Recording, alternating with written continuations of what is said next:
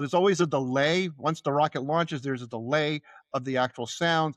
Um, and it's just excitement, and everybody's excited. And there's also that moment of, ooh, is it going to happen or something going to go wrong? That's right. It's the, you know, and, and, and, and it's not until the capsule is in orbit that people are kind of like, okay, now we could take a moment's breath and take on the next moment. When the last rocket launch that I was there for was actually that launch where the two astronauts got stuck for 8 months. And I'm not going to say they got stuck. They were busy Yeah. working, and if they needed to come down sooner, they could have come down if they had to. But that was pretty exciting. I happened to be I was working at headquarters, but I was brought down to Kennedy Space Center, and I worked as a camera operator that day. I'm not a camera operator by trade, but it's one of my many skill sets.